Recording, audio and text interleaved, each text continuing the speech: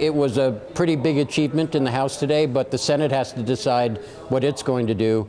And there's some concern on that side that they're not as rigorous about budget deficits as the House. What's your outlook for what will ultimately happen here?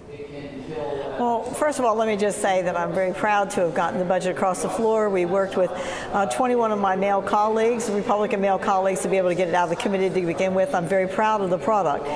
We did have a budget that represented the vision of the House of Representatives, and now we'll be combining that with what the vision is that comes out of the Senate. We still don't have a plan from them definitively yet, and we'll see what that is, and then we'll go to conference and see what we can do about combining these two bills. Exactly. So when you do go to conference, what will you hold firm to, and what other parts of the budget could you actually let be diluted or even eliminated?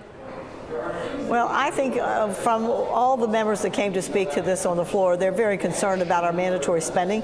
Of course, we're very proud that in this budget we've restored some more security for our military and up those dollars that have been devastated by the Obama administration. We need to make sure our men and women are kept safe, and so that is important in that budget that we maintain those dollars.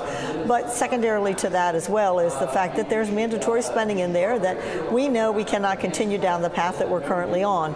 And so there will be a lot of discussion about whether they have that in their budget, how much they have, and how we might be able to combine the two. And in terms of defense spending, there are reports out there that some people in the White House want even bigger amounts of money for defense. How do you feel about that kind of talk? Well, look, we did a really good job, I think, in being able to negotiate between those who are the fiscal hawks with those that are the hawks who want more money for the military.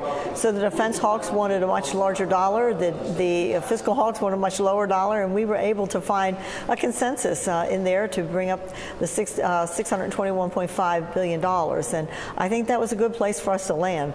We'll see what happens when we get over to the Senate and what the White House has to weigh in on. When it comes to eventually the tax reform plan, Representative Chris Collins of New York saying that it looks like there will be some compromise on state and local tax deductions. Will high tax states be accommodated here?